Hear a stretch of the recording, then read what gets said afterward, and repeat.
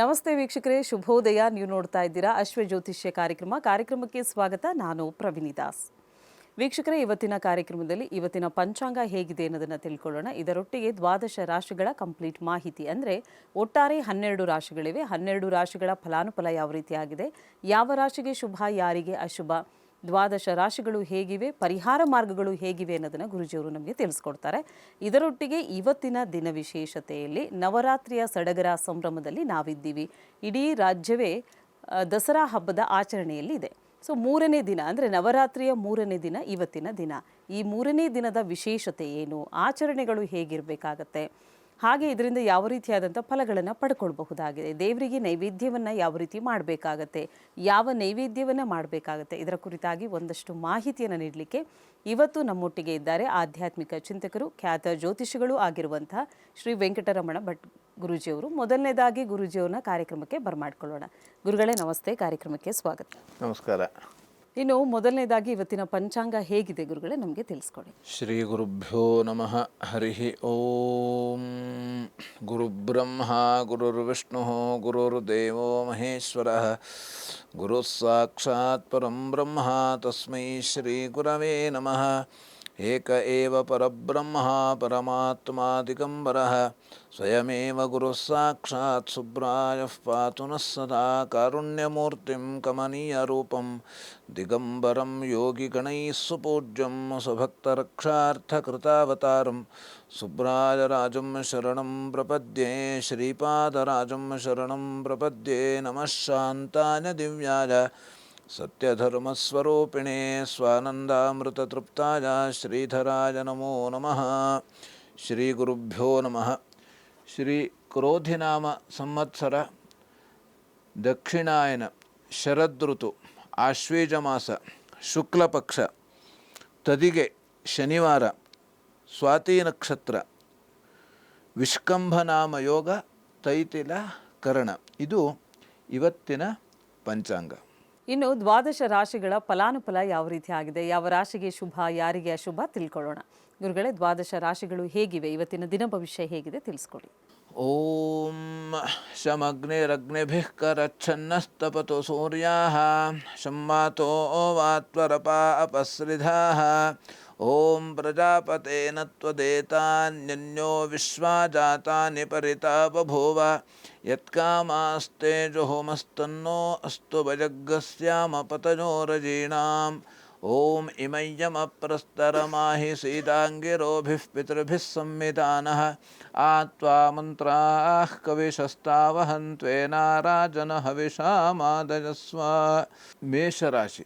ಮೇಷರಾಶಿಯಲ್ಲಿ ಇರೋರಿಗೆ ಇವತ್ತಿನ ದಿವಸ ಶತ್ರುಗಳಿಂದ ತೊಂದರೆ ಬರುವಂತಹ ಸಾಧ್ಯತೆ. ಶತ್ರುಗಳು ನಮ್ಮ ಒಳಗೆ ಇರತಕ್ಕಂಥದ್ದು ಅಥವಾ ನಮ್ಮ ಹೊರಗೂ ಕೂಡ ಶತ್ರುಗಳು ಇದ್ದಾರೆ. ಆದರೆ ಈ ಶತ್ರುಗಳು, ಯಾಕಂದರೆ ಇವತ್ತಿನ ನವರಾತ್ರಿ ದಿವಸ ನಾವು 3ನೇ ದಿವಸ ಆಗ್ತದೆ. 3ನೇ ದಿವಸ ಆಗಿರೋದ್ರಿಂದ ಶತ್ರುಗಳು, ಯಾಕಂದರೆ ನಾವು ಒಳ್ಳೆಯ ಕೆಲಸವನ್ನು ಶ್ರೇಯಾಂಸಿ ಬಹುವಿಘ್ನಾನಿ ಎಂಬಂತೆ ಒಳ್ಳೆಯ ಕೆಲಸವನ್ನು ನಾವು ಮಾಡಬೇಕಾದ್ರೆ ನಮಗೆ ವಿಘ್ನಗಳು ಶತ್ರುಗಳ ರೂಪದಲ್ಲೂ ಬರಬಹುದು, ಅಥವಾ ಬೇರೆ ಬೇರೆ ರೀತಿಯಲ್ಲೂ ಕೂಡ ಬರತಕ್ಕಂಥದ್ದು. ಆದರೆ ಆ ವಿಘ್ನಗಳು ಬಂದಾಗ ನಾವು ಅದನ್ನು ನಿವಾರಣೆ ಮಾಡಿಕೊಂಡು ಯಾವ ರೀತಿ ಹೇಗೆ ಮಾಡಿದ್ರೆ ಹೇಗೆ ಅದು ಪರಿಹಾರ ಆಗ್ತದೆ, ಹೇಗೆ ನಿವಾರಣೆ ಆಗತಕ್ಕಂಥದ್ದು, ಇದನ್ನೆಲ್ಲ ನಾವೇ ಆಲೋಚನೆಯನ್ನು ಮಾಡತಕ್ಕಂಥದ್ದು. ನಾವು ಆಲೋಚನೆಯನ್ನು ಮಾಡಿಕೊಂಡು ಶ್ರೇಯಸ್ಸು, ಯಾಕಂದರೆ ಮನುಷ್ಯನಿಗೆ ಶ್ರೇಯಸ್ಸು ಹೇಳತಕ್ಕಂಥದ್ದು ಬಹಳ ಮುಖ್ಯವಾಗಿ ಬರತಕ್ಕಂಥದ್ದು. ಶ್ರೇಯಸ್ಸು ಬೇಕೇ ಬೇಕು. ಪ್ರತಿಯೊಬ್ಬರಿಗೂ ಕೂಡ ಶ್ರೇಯಸ್ಸು ಹೇಳತಕ್ಕಂಥದ್ದು ಬೇಕಾಗ್ತದೆ. ಆದರೆ ಆ ಶ್ರೇಯಸ್ಸಿನ ಮಾರ್ಗದಲ್ಲಿ ನಾವು ಹೋಗಬೇಕು ಅಂತಾದರೆ ನಮ್ಮ ಪುರುಷ ಪ್ರಯತ್ನ ಹೇಳತಕ್ಕಂಥದ್ದು ವಿಶೇಷವಾಗಿ ಬೇಕಾಗುವಂಥದ್ದು. ಹಾಗೆ ಗಾಯಗಳು ಆಗತಕ್ಕಂಥ ಸಾಧ್ಯತೆ ಇರತಕ್ಕಂಥದ್ದು. ಇವತ್ತಿನ ದಿವಸ ಏನೋ ಸ್ವಲ್ಪ ಅಲ್ಪ ಸ್ವಲ್ಪ ಹಾಗೆ ಹುಣ್ಣುಗಳು ಆಗತಕ್ಕಂಥದ್ದು. ಏಕೆಂದರೆ ಗಾಯ ಆಗಿರ್ತದೆ, ಅಲ್ಲಿ ಯಾವುದೋ ರೀತಿಯಾದಂಥ ಸೊಳ್ಳೆ ಕುಳಿತುಕೊಂಡು ಅಥವಾ ನೊಣ ಕುಳಿತುಕೊಂಡು ಈ ರೀತಿಯಲ್ಲಿ ಮತ್ತೆ ಅದು ಜಾಸ್ತಿ ಹುಣ್ಣು ಆಗಿ ಪರಿವರ್ತನೆ ಆಗತಕ್ಕಂಥದ್ದು ಸಾಧ್ಯತೆ. ಅಂದರೆ ನಾವು ಯಾವುದೇ ರೀತಿಯಲ್ಲಿ ಗಾಯ ಆದಾಗ ಅದಕ್ಕೆ ಸರಿಯಾದ ಕ್ರಮದಲ್ಲಿ ಅದಕ್ಕೆ ಏನೋ ಔಷಧವನ್ನು ಹಚ್ಚುವಂಥದ್ದು ಅಥವಾ ಇನ್ನು ಬೇರೆ ರೀತಿಯಲ್ಲಿ ಅದಕ್ಕೆ ಏನೋ ಅದಕ್ಕೆ ಆ ಗಾಯವನ್ನು ಗುಣಪಡಿಸಲಿಕ್ಕಾಗಿ ಏನೇನು ಕ್ರಮವನ್ನು ನಾವು ಕೈಗೊಳ್ಳುವಂಥದ್ದು, ಬ್ಯಾಂಡೇಜ್ ಹಾಕತಕ್ಕಂಥದ್ದು, ಇದನ್ನೆಲ್ಲ ನಾವು ಸರಿಯಾಗಿ ಮಾಡೋದರಿಂದ ನಾವು ಆರೋಗ್ಯವಾಗಿ ಇರಲಿಕ್ಕೆ ಸಾಧ್ಯ ಆಗತಕ್ಕಂಥದ್ದು. ಹೆಂಡತಿಯಿಂದ ಸಹಕಾರ ಹೇಳ್ತಕ್ಕಂಥದ್ದು ಇವತ್ತಿನ ದಿವಸ ಇರತಕ್ಕಂಥದ್ದು. ಹಾಗೆ ಯಾಕಂದರೆ ಈ ಸಹಕಾರ ಹೇಳತಕ್ಕಂಥದ್ದು ಪ್ರತಿಯೊಬ್ಬರಿಗೂ ಕೂಡ ಬೇಕೇ ಬೇಕು. ಎಲ್ಲ ಮನುಷ್ಯರಿಗೂ ಎಲ್ಲರಿಗೂ ಕೂಡ ಸಹಜ ಮತ್ತು ಸಹಕಾರ ಇದ್ದಾಗ ನಮಗೆ ಎಲ್ಲ ರೀತಿಯಲ್ಲಿ ಅನುಕೂಲ ಆಗತಕ್ಕಂಥದ್ದು. ಹಾಗೆ ದೂರ ಪ್ರಯಾಣ ಮಾಡುವಂಥ ಸಾಧ್ಯತೆಗಳು ಬಹಳಷ್ಟು ಸಾಮಾನ್ಯವಾಗಿ ಇರತಕ್ಕಂಥದ್ದು. ಯಾಕಂದರೆ ಇದು ನವರಾತ್ರಿಯ ಸಂದರ್ಭ ಆಗಿರೋದ್ರಿಂದ ಕೆಲವು ರಜೆ ಇದ್ದರೆ ಅಥವಾ ನಾವೇ ರಜೆಯನ್ನು ಮಾಡಿಕೊಂಡು ದೇವರ ದರ್ಶನಕ್ಕೆ ಹೋಗತಕ್ಕಂಥದ್ದು ಅಥವಾ ಬೇರೆ ಬೇರೆ ರೀತಿಯಲ್ಲಿ ನಾವು ಹೋಗುವಂಥ ಸಾಧ್ಯತೆಗಳು ಇರತಕ್ಕಂಥದ್ದು. ಹಾಗೆ ಧನ್ವಂತರಿ ಜಪವನ್ನು ಮಾಡುವುದರಿಂದ ವಿಶೇಷವಾಗಿ ನಮಗೆ ಎಲ್ಲ ರೀತಿಯಲ್ಲಿ ಅನುಕೂಲ ಆಗತಕ್ಕಂಥದ್ದು. ಧನ್ವಂತರಿ ವಿಷ್ಣುವಿನ ಆರಾಧನೆ ವಿಶೇಷವಾಗಿ ನಮಗೆ ಎಲ್ಲ ರೀತಿಯಲ್ಲೂ ಕೂಡ ಆರೋಗ್ಯವನ್ನು ಕೊಡತಕ್ಕಂಥದ್ದು. ಧನ್ವಂತರಿ ಮಹಾವಿಷ್ಣುವಿನ ಆರಾಧನೆಯಿಂದ ವಿಶೇಷವಾಗಿ ಮನುಷ್ಯರಿಗೆ ಎಲ್ಲ ರೀತಿಯಲ್ಲಿ ಆರೋಗ್ಯದಲ್ಲಿ ಅನುಕೂಲ ಆಗತಕ್ಕಂಥದ್ದು, ಆರೋಗ್ಯ ಸುಧಾರಣೆ ಆಗತಕ್ಕಂಥದ್ದು. ಇನ್ನು ವೃಷಭ ರಾಶಿಯಲ್ಲಿರೋರಿಗೆ ಮಕ್ಕಳಲ್ಲಿ ಕಲಹ ಆಗುವಂಥ ಸಾಧ್ಯತೆಗಳು ಇರತಕ್ಕಂಥದ್ದು. ಹಾಗೆ ಸಣ್ಣ ಪುಟ್ಟ ಯಾರೋ ಒಂದು ಮಾತು ಹೇಳ್ತಾರೆ, ಅದರಿಂದ ನಮಗೆ ಯಾವುದೋ ರೀತಿಯಲ್ಲಿ ಬೇಜಾರಾಗತಕ್ಕಂಥದ್ದು, ಹೀಗೆ ಇದೆಲ್ಲ ಇರತಕ್ಕಂಥದ್ದು. ಇನ್ನು ವಿದ್ಯಾರ್ಥಿಗಳಿಗೆ ತೊಂದರೆ ಬರುವಂಥ ಸಾಧ್ಯತೆಗಳು ಬಹಳಷ್ಟು ಇರತಕ್ಕಂಥದ್ದು. ಆದ್ದರಿಂದ ವಿದ್ಯಾರ್ಥಿಗಳಿಗೆ ಈ ವಿಘ್ನಗಳು, ಯಾಕಂದರೆ ವಿದ್ಯಾರ್ಥಿಗಳಿಗೆ ವಿಶೇಷವಾಗಿ ವಿಘ್ನಗಳು ಯಾವುದು ಅಂತಂದರೆ ನ ನಿದ್ರಂ ನ ಸುಖಂ. ಯಾಕಂದರೆ ನಿದ್ರೆ ಮತ್ತು ಸುಖವನ್ನು ಬಿಟ್ಟರೆ ಇದೇ ವಿಘ್ನ. ಈ ನಿದ್ರೆ ಸುಖ ಇದನ್ನು ಬಿಟ್ಟರೆ ವಿದ್ಯಾರ್ಥಿಗಳಿಗೆ ಓದಲಿಕ್ಕೆ ವಿಶೇಷವಾಗಿ ಅನುಕೂಲ ಆಗತಕ್ಕಂಥದ್ದು. ಯಾಕಂದರೆ ಪ್ರತಿಯೊಬ್ಬರಿಗೂ ಕೂಡ ವಿಶೇಷವಾಗಿ ಓದಬೇಕು ಅಂತ ಆದರೆ ಎರಡನ್ನು ಬಿಡಲೇಬೇಕು. ಒಂದು ನಿದ್ರೆ, ಇನ್ನೊಂದು ಸುಖ ಹೇಳತಕ್ಕಂಥದ್ದು. ಆದ್ದರಿಂದ ವಿದ್ಯಾರ್ಥಿಗಳು ಬಹಳಷ್ಟು ಮುಖ್ಯವಾಗಿ ಆ ಓದುವುದರ ಬಗ್ಗೆ ಗಮನ ಹರಿಸುವುದು ತುಂಬ ಮುಖ್ಯವಾಗಿರತಕ್ಕಂಥದ್ದು. ಶತ್ರುಗಳಿಂದ ತೊಂದರೆ ಬರುವಂಥ ಸಾಧ್ಯತೆಗಳು ಇದೆ. ವಿಶೇಷವಾಗಿ ಶತ್ರುಗಳು ನಮಗೆ ತೊಂದರೆ ಕೊಡ್ತಾರೆ ಹೇಳುವುದಕ್ಕಿಂತ ಹೊರಗಡೆ ಶತ್ರುಗಳು ಯಾವ ರೀತಿ ತೊಂದರೆಯನ್ನು ಕೊಡ್ತಾರೆ ಹೇಳುವುದಕ್ಕಿಂತಲೂ ನಮ್ಮ ಒಳಗೆ ಇರತಕ್ಕಂಥ ಶತ್ರುಗಳಿಂದ ವಿಶೇಷವಾಗಿ ನಮಗೆ ಬಹಳ ತೊಂದರೆಗಳು ಆಗುವಂಥದ್ದು. ಅಂದರೆ ತೊಂದರೆ ಆಗತಕ್ಕಂಥದ್ದು ಅಂದರೆ ನಮಗೆ ಏನೋ ಕೆಲಸವನ್ನು ಮಾಡ್ತಾ ಇರ್ತೇವೆ, ಅದು ಯಾವುದೋ ಆಲಸ್ಯದಿಂದಲೋ ಅಥವಾ ಇನ್ಯಾವುದೋ ಕಾರಣಕ್ಕಾಗಿ ನಾಳೆ ಮಾಡೋಣ, ಹೀಗೆ ಬೇರೆ ಬೇರೆ ರೀತಿಯಲ್ಲಿ ಆಲೋಚನೆಗಳು ಬರತಕ್ಕಂಥದ್ದು. ಹಾಗೆ ಹೋಟೆಲ್ ಉದ್ಯಮದವರಿಗೆ ಲಾಭ ಆಗುವಂಥ ಸಾಧ್ಯತೆಗಳು ಇರತಕ್ಕಂಥದ್ದು. ವಿಷ್ಣು ಸಹಸ್ರನಾಮ ಪಾರಾಯಣ ಮಾಡೋದರಿಂದ ವಿಶೇಷವಾಗಿ ಎಲ್ಲ ರೀತಿಯಲ್ಲಿ ಅನುಕೂಲವನ್ನು ಪಡೆದುಕೊಳ್ಳುವಂಥ ಸಾಧ್ಯತೆಗಳು ವಿಶೇಷವಾಗಿ ಇರತಕ್ಕಂಥದ್ದು. ಹಾಗೆ ಮಿಥುನ ರಾಶಿಯಲ್ಲಿರುವವರಿಗೆ ಬಂಧುಗಳಿಂದ ತೊಂದರೆ ಬರುವಂಥ ಸಾಧ್ಯತೆ ಇದೆ. ಹಾಗೆ ಮಕ್ಕಳಿಂದ ಸಹಜ ಇರತಕ್ಕಂಥದ್ದು. ಹಾಗೆ ಕೃಷಿ ಕ್ಷೇತ್ರದಲ್ಲಿ ಅನುಕೂಲ ಆಗತಕ್ಕಂಥದ್ದು. ಕೃಷಿ ಕ್ಷೇತ್ರವನ್ನು ಯಾರಾದರೂ ಕೂಡ ಮಾಡ್ತಾ ಇದ್ದರೆ ಕೃಷಿಕರಿಗೆ ಎಲ್ಲ ರೀತಿಯಲ್ಲಿ ಶುಭವಾದಂಥ ಲಾಭವನ್ನು, ಹಾಗೆ ಒಳ್ಳೆಯ ಸಮಯವನ್ನು, ಹಾಗೆ ಎಲ್ಲ ರೀತಿಯಲ್ಲೂ ಕೂಡ ಅನುಕೂಲವನ್ನು ಪಡೆಯುವಂಥದ್ದು. ಯಾಕಂದರೆ ಇವಾಗ ಸ್ವಲ್ಪ ಏನೋ ಮಳೆ ಆಗ್ತಾ ಇದೆ. ಯಾಕಂದರೆ ನವರಾತ್ರಿಯ ವೇಳೆಯಲ್ಲಿ ಮಳೆ ಆಗತಕ್ಕಂಥದ್ದು ಒಂದು ರೀತಿಯಲ್ಲಿ ಅನುಕೂಲ ಆದರೆ, ಇನ್ನೊಂದು ರೀತಿಯಲ್ಲಿ ಕೆಲವು ಅನಾನುಕೂಲಗಳು ಇದ್ದರೂ ಕೂಡ ಕೃಷಿ ಕ್ಷೇತ್ರದಲ್ಲಿ ಅನುಕೂಲ ಇದೆ. ಯಾಕಂದರೆ ಮಳೆ ಹೇಳತಕ್ಕಂಥದ್ದು ಪ್ರತಿ ಎಲ್ಲ ಕಾಲದಲ್ಲೂ ಬೇಕು, ಎಲ್ಲ ಕಾಲದಲ್ಲೂ ಎಲ್ಲರಿಗೂ ಬೇಕಾಗತಕ್ಕಂಥದ್ದು. ಆದರೆ ಅದು ಸರಿಯಾದ ಕಾಲದಲ್ಲಿ, ಸರಿಯಾದ ಕ್ರಮದಲ್ಲಿ ಬಂದಾಗ ಅದು ನಮಗೆ ಬೆಳೆಯನ್ನು ಬೆಳೆಯಲಿಕ್ಕೆ ಅಥವಾ ಕೃಷಿಗೆ ಉಪಯೋಗವನ್ನು ನಾವು ಆ ಮಳೆಯಿಂದ ಪಡೆಯಬಹುದು. ಹಾಗೆ ಆಭರಣ ಅಂಗಡಿಗೆ ಲಾಭ ಆಗತಕ್ಕಂಥ ಸಾಧ್ಯತೆ ಇದೆ. ಬೆಳ್ಳಿ ಬಂಗಾರದ ಅಂಗಡಿ ಅಂಥವರಿಗೆ, ಯಾರು ಬೆಳ್ಳಿ ಬಂಗಾರದ ಅಂಗಡಿಯನ್ನು ಇಟ್ಕೊಂಡಿರ್ತಾರೋ, ವ್ಯಾಪಾರವನ್ನು ಮಾಡ್ತಾ ಇರ್ತಾರೋ ಅಂಥವರಿಗೆ ವಿಶೇಷವಾಗಿ ಲಾಭ ಆಗತಕ್ಕಂಥದ್ದು ಎಲ್ಲ ರೀತಿಯಲ್ಲಿ. ಯಾಕಂದರೆ ಈ ಹಬ್ಬದ ವಾತಾವರಣ ಇರೋದರಿಂದ ನಾವು ಅದನ್ನು ಖರೀದಿ ಮಾಡತಕ್ಕಂಥದ್ದು ಮನಸ್ಸು ನಮಗೆ ಏನೋ ಸಾಲವೋ ಏನೋ ಗೊತ್ತಿಲ್ಲ, ಒಟ್ಟು ನಾವು ಬೆಳ್ಳಿ ಬಂಗಾರವನ್ನು ನಾವು ಧರಿಸಬೇಕು ಅಥವಾ ಪೂಜೆಗೆ ಇಡಬೇಕು, ಅದರಿಂದ ನಮಗೆ ಎಲ್ಲ ರೀತಿಯಲ್ಲಿ ಅನುಕೂಲ ಆಗತಕ್ಕಂಥದ್ದು ಹೇಳುವಂಥ ಒಂದು ಭಾವನೆಗಳು ನಮಗೆ ಬರತಕ್ಕಂಥದ್ದು. ಆದ್ದರಿಂದ ವಿಶೇಷವಾಗಿ ನಮಗೆ ಈ ಬೆಳ್ಳಿ ಬಂಗಾರದ ಆಭರಣವನ್ನು ನಾವು ಎಷ್ಟು ಖರೀದಿ ಮಾಡ್ತೇವೆಯೋ ಅಥವಾ ಎಷ್ಟು ನಮ್ಮ ಮನೆಯಲ್ಲಿ ಇರ್ತದೆಯೋ ಅಷ್ಟೇ ನಾವು ಯಾವ ರೀತಿ ಜಾಗ್ರತೆಯಿಂದ ಇರತಕ್ಕಂಥದ್ದು. ಯಾಕಂದರೆ ಮೈಯಲ್ಲಿ ನಾವು ಯಾವತ್ತೂ ಕೂಡ ಎಚ್ಚರದಿಂದ ಇರತಕ್ಕಂಥದ್ದು ತುಂಬ ಮುಖ್ಯವಾಗಿರತಕ್ಕಂಥದ್ದು. ಇನ್ನು ಗೋಸೇವೆ ಮಾಡೋದರಿಂದ ವಿಶೇಷವಾಗಿ ಎಲ್ಲರಿಗೂ ಕೂಡ ಅನುಕೂಲ ಆಗತಕ್ಕಂಥದ್ದು.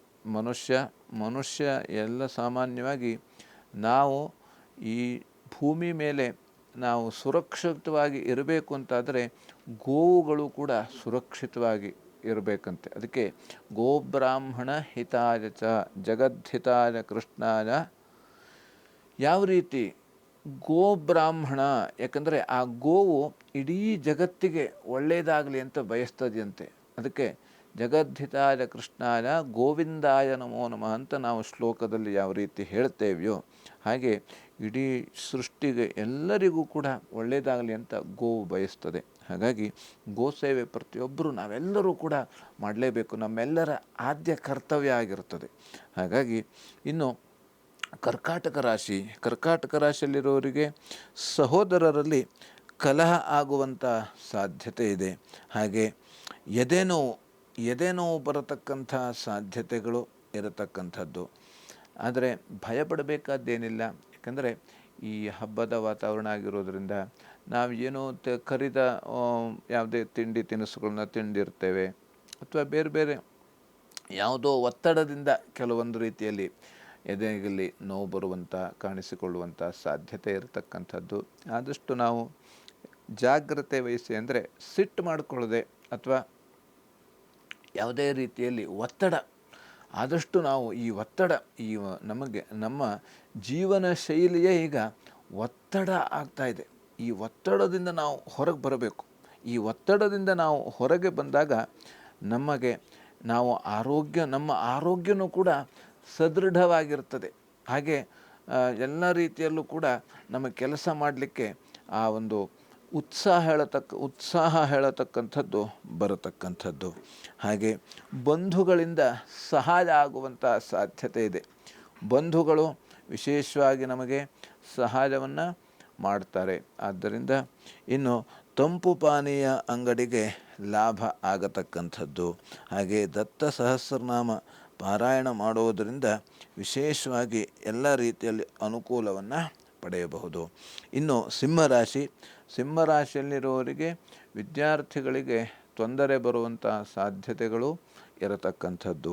ಹಾಗೆ ಅನ್ನಸ್ಥಾನದಲ್ಲಿ, ಯಾಕೆಂದರೆ ನಾವು ಯಾವುದೇ ರೀತಿಯಲ್ಲಿ ವೃತ್ತಿಯಲ್ಲಿ ಏನೋ ಒಂದು ಮಾತು ಬರ್ತದೆ ಹೋಗ್ತದೆ, ಇದನ್ನು ಯಾವುದೇ ರೀತಿ ಬಂದರೂ ಕೂಡ ನಾವು ಅದನ್ನು ಅನುಸರಿಸಿಕೊಂಡು ಅನುಕರಣೆ ಮಾಡಿಕೊಂಡು, ಅನುಕರಣೆ ಇವೆಲ್ಲವೂ ಕೂಡ ಬಹಳ ಮುಖ್ಯವಾಗಿ ನಮಗೆ ಬೇಕಾಗಿರತಕ್ಕಂಥದ್ದು. ಹಾಗೆ ಸಹೋದರರ ಸಹಕಾರ ಹೇಳ್ತಕ್ಕಂಥದ್ದು ಇವತ್ತಿನ ದಿವಸ ಇರತಕ್ಕಂಥದ್ದು. ಯಾಕೆಂದರೆ ಎಲ್ಲ ರೀತಿಯಲ್ಲೂ ಕೂಡ ಸಹೋದರರ ಸಹಕಾರ ಇದ್ದರೆ ನಮಗೆ ಮುಂದೆ ಎಲ್ಲ ರೀತಿಯಲ್ಲೂ ಕೂಡ ವಿಶೇಷವಾಗಿ ನಮಗೆ ಅನುಕೂಲ ಆಗಬೇಕು. ಯಾವತ್ತಂದರೆ ಯಾವ ರೀತಿ ಎರಡು ಕೈ ಸೇರಿದ್ರೆ ಚಪ್ಪಾಳೆ ಹೆಂಗೆ ಆಗ್ತದೆಯೋ, ಅಣ್ಣ ತಮ್ಮ, ಅಕ್ಕ ತಂಗಿ, ತಂದೆ ತಾಯಿ, ಇದು ಸಂಬಂಧ ಹೇಳ್ತಕ್ಕಂಥದ್ದು ಪ್ರತಿಯೊಬ್ಬರಿಗೂ ಕೂಡ ಬೇಕೇ ಬೇಕು. ಈಗ ಏನಾಗ್ತದೆ, ಇದೆಲ್ಲ ಬಿಟ್ಟು ಹೋಗ್ತಾ ಇದೆ. ಇದು ಬಿಟ್ಟು ಹೋಗೋ ಕಾರಣ ಏನು ಅಂತಂದರೆ, ಈ ನಮಗೆಲ್ಲ ಆಧುನಿಕವಾಗಿ ಈ ಮೊಬೈಲು, ಅದು ಇದು ಟಿ ವಿ ಇದೆಲ್ಲ ಬಂದಿದ್ದರಿಂದ ನಮಗೆ ಯಾರೂ ಬೇಡ ಅಂತ ಆಗಿಬಿಟ್ಟದೆ. ಹಾಗಾಗಿ ಇದೆಲ್ಲ ನಮಗೆ ಈ ಸಹೋದರರ ಎಲ್ಲ ರೀತಿಯಲ್ಲಿ ಸಹಕಾರ ಇವೆಲ್ಲವೂ ಕೂಡ ನಮಗೆ ಬಹಳ ಮುಖ್ಯವಾಗಿ ಬೇಕಾಗಿರ್ತದೆ. ಏಕೆಂದರೆ ನಾವು ಭಗವಂತನ ಸ್ಮರಣೆಯನ್ನು ಮಾಡಬೇಕು ಅಂತಾದರೆ ನಮಗೆ ಮನಸ್ಸು ಯೋಗ್ಯವಾಗಿ ಇರಬೇಕಂತೆ. ಆ ಮನಸ್ಸು ಯೋಗ್ಯವಾಗಿದ್ದಾಗ ನಾವು ಆ ಯೋಗ ಜೀವನವನ್ನು ನಾವು ನಡೆಸ್ಕೊಳ್ಬೋದು, ಯೋಗಿ ಆಗಬಹುದು. ಹಾಗಾಗಿ ವಿಶೇಷವಾಗಿ ಇವತ್ತು ಇನ್ನು ಸೈನಿಕರಿಗೆ ಅನುಕೂಲ ಆಗುವಂಥ ಸಾಧ್ಯತೆ ಇದೆ. ಹಾಗೆ ಮಹಾಗಣಪತಿ ಪೂಜೆ ಮಾಡೋದರಿಂದ ಎಲ್ಲ ರೀತಿಯಲ್ಲಿ ಅನುಕೂಲವನ್ನು ಪಡೆಯಬಹುದು. ಇನ್ನು ಕನ್ಯಾ ರಾಶಿಯಲ್ಲಿರೋರಿಗೆ ಆರೋಗ್ಯದಲ್ಲಿ ವ್ಯತ್ಯಾಸ ಆಗುವಂಥ ಸಾಧ್ಯತೆ ಇದೆ. ಹಾಗೆ ಶಿರೋಬಾಧೆ, ತಲೆಗೆ ಸಂಬಂಧಪಟ್ಟಂಥ ವ್ಯತ್ಯಾಸಗಳು ಆಗತಕ್ಕಂಥದ್ದು. ಹಾಗಾಗಿ ಈ ನಮಗೆ ಯಾವುದೇ ರೀತಿಯಲ್ಲಿ ಶಿರೋಬಾಧೆ, ತಲೆನೋವು ಬರ್ತದೆ ಅಥವಾ ಬೇರೆ ರೀತಿಯಲ್ಲಿ ಯಾವುದೇ ರೀತಿಯಲ್ಲಿ ತೊಂದರೆ ಆಗ್ತದೆ ಅಂತಾದರೆ ನಾವು ಈ ಕೆಲವು ಒತ್ತಡದ ಜೀವನದಿಂದಲೂ ಕೂಡ ನಮಗೆ ಆ ತಲೆಗೆ ಸಂಬಂಧಪಟ್ಟಂಥ ಎಲ್ಲ ಸಮಸ್ಯೆಗಳು ಬರತಕ್ಕಂಥದ್ದು ವಿಶೇಷವಾಗಿ ನಾವಿರ್ತೇವೆ. ಯಾಕಂದರೆ ಈ ಮೆದುಳಿನ ಸಮಸ್ಯೆ ಇದೆಲ್ಲ ಕೂಡ ಒತ್ತಡದ ಜೀವನದಿಂದಲೂ ಕೂಡ ಬರತಕ್ಕಂಥದ್ದು. ವಿಪರೀತವಾಗಿ ಆಲೋಚನೆ ಮಾಡತಕ್ಕಂಥದ್ದು ಅಥವಾ ವಿಪರೀತವಾಗಿ ನಾವು ಏನೋ ಮಾಡಬೇಕು ಬಯಕೆ ಆಸೆಯಿಂದ ಕೂಡ ನಮಗೆ ವ್ಯತ್ಯಾಸ ಆಗತಕ್ಕಂಥ ಸಾಧ್ಯತೆಗಳು ಇರತಕ್ಕಂಥದ್ದು. ಇನ್ನು ಮೃಷ್ಟಾನ್ನ ಭೋಜನ, ಒಳ್ಳೆಯ ರೀತಿಯಲ್ಲಿ ಮೃಷ್ಟಾನ್ನ ಭೋಜನವನ್ನು ಮಾಡುವಂಥ ಆ ಒಂದು ನಮಗೆ ಎಲ್ಲ ರೀತಿಯಲ್ಲಿ ಯೋಗ ಇರತಕ್ಕಂಥದ್ದು. ಇನ್ನು ಪತ್ರಿಕಾ ರಂಗದಲ್ಲಿ ಇರತಕ್ಕಂಥವರಿಗೆ ವಿಶೇಷವಾಗಿ ಅನುಕೂಲ ಆಗತಕ್ಕಂಥದ್ದು. ಹಾಗಾಗಿ ಇವತ್ತಿನ ದಿವಸ ಮೃತ್ಯುಂಜಯ ಆರಾಧನೆ ಮಾಡುವುದರಿಂದ ಕನ್ಯಾ ರಾಶಿಯಲ್ಲಿರುವವರಿಗೆ ವಿಶೇಷವಾಗಿ ಎಲ್ಲ ರೀತಿಯಲ್ಲಿ ಅನುಕೂಲ ಆಗತಕ್ಕಂಥದ್ದು. ಇನ್ನು ವೀಕ್ಷಕರೇ, ಕಾರ್ಯಕ್ರಮ ಮುಂದುವರಿಯುತ್ತೆ ಪುಟ್ಟ ವಿರಾಮದ ಬಳಿಕ.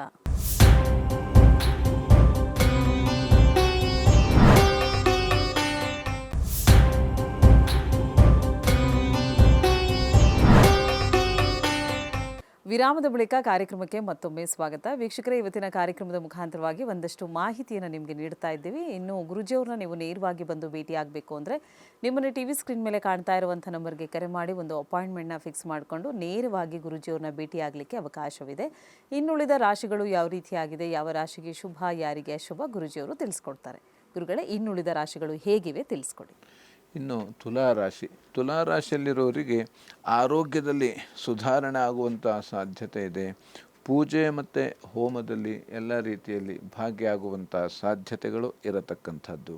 ಹಾಗೆ ಅಧಿಕವಾಗಿ ಖರ್ಚು ಸ್ವಲ್ಪ ಜಾಸ್ತಿ ಆಗುವಂಥ ಸಾಧ್ಯತೆ ಇದೆ. ವೈರಿಯಿಂದ ತೊಂದರೆ ಬರತಕ್ಕಂಥದ್ದು.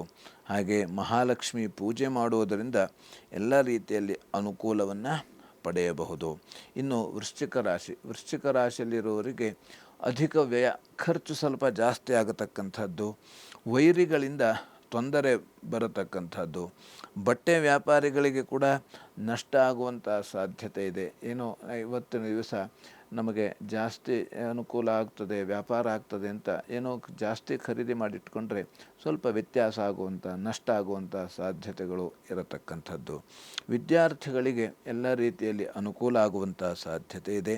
ಲಕ್ಷ್ಮೀನಾರಾಯಣ ಹೃದಯ ಪಾರಾಯಣ ಮಾಡುವುದರಿಂದ ಎಲ್ಲ ರೀತಿಯಲ್ಲಿ ಶುಭ ಫಲವನ್ನು ಕಾಣಬಹುದು. ಇನ್ನು ಧನುರಾಶಿಯಲ್ಲಿರುವವರಿಗೆ ಇವರಿಗೂ ಕೂಡ ಬಟ್ಟೆ ವ್ಯಾಪಾರಿಗಳಿಗೆ ಅನುಕೂಲ ಆಗತಕ್ಕಂಥದ್ದು. ಬಂಗಾರದ ವ್ಯಾಪಾರಿಗಳಿಗೂ ಕೂಡ ಅನುಕೂಲ ಆಗುವಂಥ ಸಾಧ್ಯತೆ ಇದೆ. ವೃತ್ತಿಯಲ್ಲಿ ಕಿರಿಕಿರಿ ಆಗುವಂಥ ಸಾಧ್ಯತೆ ಇದೆ. ಗೋಸೇವೆ ಮಾಡುವುದರಿಂದ ಎಲ್ಲ ರೀತಿಯಲ್ಲೂ ಕೂಡ ಶುಭ ಫಲವನ್ನು ಕಾಣಬಹುದು. ಇನ್ನು ಮಕರ ರಾಶಿಯಲ್ಲಿರುವವರಿಗೆ ಹಾಲು ಮತ್ತು ಹೈನುಗಾರಿಕೆಗಳಿಗೆ ಅನುಕೂಲ ಆಗುವಂಥ ಸಾಧ್ಯತೆ ಇದೆ. ತಂಪು ಪಾನೀಯ ಅಂಗಡಿಗೂ ಕೂಡ ಲಾಭ ಆಗತಕ್ಕಂಥದ್ದು. ತೀರ್ಥಯಾತ್ರೆಯಲ್ಲಿ ತೊಂದರೆ ಬರುವಂಥ ಸಾಧ್ಯತೆ ಇದೆ. ದಾನ ಧರ್ಮಗಳಲ್ಲಿ ಕೂಡ ತೊಂದರೆ ಬರತಕ್ಕಂಥದ್ದು.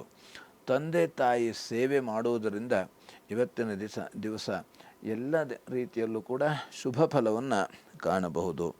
ಇನ್ನು ಕುಂಭರಾಶಿಯಲ್ಲಿರುವವರಿಗೆ ಶತ್ರುಗಳಿಂದ ತೊಂದರೆ ಬರತಕ್ಕಂಥದ್ದು. ಹಾಗೆ ನದಿ ದಾಟುವುದರಿಂದ ತೊಂದರೆ ಬರತಕ್ಕಂಥದ್ದು. ಯಾಕಂದರೆ ನದಿಯನ್ನು ನಾವು ದಾಟಬೇಕು ಅಂತಾದರೆ ಈಗ ಕೆಲವು ಮಳೆ ಆಗ್ತಾ ಇದ್ದರೂ ಕೂಡ ಕೆಲವು ಕಡೆ ಮಳೆ ಇರೋದಿಲ್ಲ. ಆದರೂ ಕೂಡ ನಾವು ಈ ನೀರಿನ ವಿಚಾರದಲ್ಲಿ ಆದಷ್ಟು ನಾವು ಜಾಗ್ರತೆ ವಹಿಸಬೇಕಂತೆ. ಯಾಕಂದರೆ ಪ್ರವಾಹದ ವಿರುದ್ಧವಾಗಿ ನಮಗೆ ಈಜಲಿಕ್ಕೆ ಆಗೋದಿಲ್ಲ, ಅಥವಾ ನೀರಿನ ವಿಚಾರದಲ್ಲಿ ನಾವು ಹುಚ್ಚಾಟವನ್ನು ನಾವು ಮಾಡಬಾರದು. ಈ ನೀರಿನ ವಿಚಾರದಲ್ಲಿ ಆದಷ್ಟು ನಾವು ಜಾಗ್ರತೆಯಿಂದ ಇದ್ದಾಗ ನಮಗೆ ಆದಷ್ಟು ನಾವೇ ಸುರಕ್ಷತೆಯನ್ನು ಅಥವಾ ಸುರಕ್ಷಿತವಾಗಿ ಇರಲಿಕ್ಕೆ ಸಾಧ್ಯ ಆಗತಕ್ಕಂಥದ್ದು. ಯಾಕಂದರೆ ನವರಾತ್ರಿಯ ಸಂದರ್ಭದಲ್ಲಿ ನಾವು ಯಾವುದೋ ತೀರ್ಥ ಸ್ನಾನವನ್ನು ಮಾಡೋಣ ಅಥವಾ ತೀರ್ಥಯಾತ್ರೆಗೆ ಹೋಗೋಣ ಅಂತ ಹೋದಾಗ ಅಲ್ಲಿ ನಾವು ಆದಷ್ಟು ಈ ತೀರ್ಥ ಸ್ನಾನವನ್ನು ಮಾಡೋದಿದ್ದರೆ ಆದಷ್ಟು ಜಾಗ್ರತೆಯಿಂದ, ಯಾಕಂದರೆ ನದಿಗೆ ಇಳಿದೇನೆ ನಾವು ಅಲ್ಲೇ ದಡದಲ್ಲೇ ನಿಂತ್ಕೊಂಡು ತೀರ್ಥ ಪ್ರೋಕ್ಷಣೆ ಮಾಡಿಕೊಂಡ್ರೂ ಕೂಡ ಅದು ಕೂಡ ಸ್ನಾನವಾಗ್ತದೆ. ಯಾಕೆಂದರೆ ಈ ಯಾವುದೇ ರೀತಿಯಲ್ಲಿ ನೀರು ಯಾವ ರೀತಿ ವೇಗವಾಗಿ ಬರ್ತದೆ ಅಥವಾ ಆ ನದಿ ಎಷ್ಟು ಆಳ ಇರ್ತದೆ ಅಂತ ನಮಗೆ ಗೊತ್ತಾಗೋದಿಲ್ಲ. ಯಾಕಂದರೆ ನಮಗೆ ಗೊತ್ತಿಲ್ಲದೆ ಹೋದ ಜಾಗದಲ್ಲಿ ನಾವು ತುಂಬ ಜಾಗ್ರತೆಯಿಂದ ಇರಬೇಕು. ಯಾಕಂದರೆ ಗೊತ್ತಿಲ್ಲದೆ ಹೋದ ರೋಡು, ನಾವು ಅಲ್ಲಿ ಗಾಡಿ ಓಡಿಸ್ಬೇಕಾದ್ರೂ ಹಾಗೆ ಗೊತ್ತಿಲ್ಲದೆ ಹೋದ ಆ ಒಂದು ನದಿಯಲ್ಲಿ ಆ ಆಳ ಎಷ್ಟಿರ್ತದೆ ಅಂತ ನಮಗೆ ಅದನ್ನು ಗಮನಿಸಲಿಕ್ಕೆ ಅಥವಾ ಆಲೋಚನೆ ಮಾಡಲಿಕ್ಕೂ ಕೂಡ ಆಗೋದಿಲ್ಲ. ಆ ಸೆಳೆವು ಅಥವಾ ಸೆಳೆತ ಹೇಳತಕ್ಕಂಥ ಆ ಸೆಳೆತ ಇದ್ದ ಜಾಗದಲ್ಲಿ ನಾವು ಅಲ್ಲಿ ಹೋಗಿ ಈಜಲಿಕ್ಕೆ ಹೋದರೆ ಅದು ಆ ಸುಳಿ ಅಂತ ಏನು ಹೇಳ್ತದೆ ಅದು ನಮ್ಮನ್ನು ಕೊಚ್ಚಿಕೊಂಡು ಹೋಗುವಂಥ ಸಾಧ್ಯತೆ ಇರತಕ್ಕಂಥದ್ದು. ಹಾಗಾಗಿ ವಿಶೇಷವಾಗಿ ನಾವು ಈ ದಿವಸ ಆದಷ್ಟು ನದಿ ವಿಚಾರದಲ್ಲಿ, ನೀರಿನ ವಿಚಾರದಲ್ಲಿ ಆದಷ್ಟು ನಾವು ದೂರ ಇದ್ದರೆ ಕೂಡ ಒಳ್ಳೆಯದಾಗತಕ್ಕಂಥದ್ದು. ಇನ್ನು ತೀರ್ಥಯಾತ್ರೆ ಮಾಡುವಂಥ ಸಾಧ್ಯತೆ ಇದೆ. ಹಾಗೆ ಸಾಧು ಸಂತರ ದರ್ಶನ ಮಾಡುವಂಥ ಯೋಗ ಇರತಕ್ಕಂಥದ್ದು, ಸಾಧು ಸಂತರ ಸೇವೆಯನ್ನು ಮಾಡತಕ್ಕಂಥದ್ದು ಅಥವಾ ಅವರ ದರ್ಶನ ಮಾಡುವುದರಿಂದಲೇ ನಮಗೆ ಎಲ್ಲ ರೀತಿಯಾದಂಥ ಪಾಪಗಳು ದುಃಖಗಳು ಕೂಡ ಹೋಗತಕ್ಕಂಥದ್ದು, ಕಡಿಮೆ ಆಗತಕ್ಕಂಥದ್ದು. ಹಾಗೆ ಸಾಧು ಸಂತರ ಸೇವೆಯನ್ನು ಆದಷ್ಟು ನಾವೆಲ್ಲರೂ ಕೂಡ ಮಾಡಲೇಬೇಕು ಆದಷ್ಟು. ಏಕೆಂದರೆ ಪ್ರತಿಯೊಬ್ಬರೂ ಕೂಡ ಎಲ್ಲರಿಗೂ ಕೂಡ ಒಂದಲ್ಲ ಒಂದು ಸಮಸ್ಯೆ, ಒಂದಲ್ಲ ಒಂದು ಭಯ, ಆತಂಕ, ಅಡ್ಡಿ ಇದೆಲ್ಲವೂ ಕೂಡ ಬರ್ತಾನೆ ಇರ್ತದೆ. ಇದು ಯಾವ ರೀತಿ ಅಂದರೆ ಪೂರ್ವಜನ್ಮದ ಆ ಪಾಪದ ಫಲವಾಗಿ ಬರತಕ್ಕಂಥದ್ದು. ಹಾಗಾಗಿ ಈ ಪೂರ್ವಜನ್ಮದ ಪಾಪ ಪರಿಹಾರ ಆಗಬೇಕು ಅಂತಾದರೆ ನಾವು ಸಾಧು ಸಂತರ ದರ್ಶನ, ಸೇವೆ, ಭಗವಂತನ ಸೇವೆ, ದಾನ ಧರ್ಮ ಇದನ್ನೆಲ್ಲ ಮಾಡೋದರಿಂದ ಎಲ್ಲ ರೀತಿಯಲ್ಲಿ ಶುಭ ಫಲವನ್ನು ನಾವು ಕಾಣಬಹುದು. ಹಾಗೆ ಪ್ರಾಣಿ ಮತ್ತು ಪಕ್ಷಿಗಳಿಗೆ ಆಹಾರವನ್ನು ನಾವು ಕೊಡುವುದರಿಂದ, ಪ್ರಾಣಿ ಪಕ್ಷಿಗಳಿಗೆ ಅಥವಾ ನೀರು ಕೊಡುವುದರಿಂದ ನಮಗೆ ಇವತ್ತಿನ ದಿವಸ ಕುಂಭರಾಶಿಯಲ್ಲಿ ಇರತಕ್ಕಂಥವರು ಎಲ್ಲ ರೀತಿಯಲ್ಲೂ ಕೂಡ ಶುಭ ಫಲವನ್ನು ಕಾಣಬಹುದು.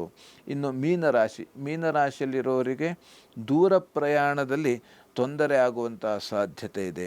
ಹಾಗೆ ಹೆಂಡತಿಯಲ್ಲಿ ಕಲಹ ಆಗತಕ್ಕಂಥದ್ದು, ಹಾಗೆ ಶತ್ರುಗಳಿಂದ ತೊಂದರೆ ಬರತಕ್ಕಂಥ ಸಾಧ್ಯತೆ ಇದೆ. ಆದ್ದರಿಂದ ನಿರ್ಗತಿಕರಿಗೆ ಅನ್ನದಾನ ಮಾಡುವುದರಿಂದ, ನಿರ್ಗತಿಕರಿಗೆ ಯಾರಿಗೆ ಹಸಿವು ಇರ್ತದೆಯೋ, ಯಾರಿಗೆ ಬಾಯಾರಿಕೆ ಆಗ್ತದೆಯೋ ಅಂಥವರಿಗೆ, ಹಸಿವಿದ್ದವರಿಗೆ ನಾವು ಹಸಿದು ಊಟ ಮಾಡಬೇಕಂತೆ. ಹಸಿದು ಊಟ ಮಾಡಬೇಕು, ಹಸಿವಿದ್ದವರಿಗೆ ಅನ್ನದಾನವನ್ನು ಮಾಡಬೇಕಂತೆ. ಯಾಕಂದರೆ ಹೊಟ್ಟೆ ತುಂಬಿದವರಿಗೆ ಅನ್ನದಾನ ಮಾಡಿದ್ರೆ ಪ್ರಯೋಜನ ಇಲ್ಲ. ಹಾಗೆ ಹಸಿದಾಗ ಊಟ ಮಾಡಬೇಕು. ಹೊಟ್ಟೆ ತುಂಬಿದಾಗ ಊಟ ಮಾಡಿದ್ರೆ ಏನೇ ತಿಂದರೂ ಕೂಡ ರುಚಿ ಇರೋದಿಲ್ಲ. ನಮಗೆ ಹಸಿವಾದಾಗ ನಾವು ಅನ್ನಕ್ಕೆ ನೀರು ಹಾಕ್ಕೊಂಡು ಉಪ್ಪು ಹಾಕ್ಕೊಂಡು ಕಲಸಿದ್ರೂ ಕೂಡ ರುಚಿ ಬರುತ್ತದೆ. ಹಾಗಾಗಿ ವಿಶೇಷವಾಗಿ ಅನ್ನದಾನ ಮಾಡುವುದರಿಂದ ಎಲ್ಲ ರೀತಿಯಲ್ಲೂ ಕೂಡ ಶುಭ ಫಲವನ್ನು ಕಾಣಬಹುದು. ಯಾಕೆಂದರೆ ಈ ಮಹಾಲಕ್ಷ್ಮಿ, ಮಹಾಕಾಳಿ, ಮಹಾಸರಸ್ವತಿ ಏನು ಆ ತ್ರಿಗುಣಾತ್ಮಿಕ ದುರ್ಗಾ ಪರಮೇಶ್ವರಿಯ ಆರಾಧನೆಯನ್ನು ನಾವು ಎಲ್ಲರೂ ಕೂಡ ಮಾಡಲೇಬೇಕು, ಮಾಡ್ತಾ ಇದ್ದೇವೆ.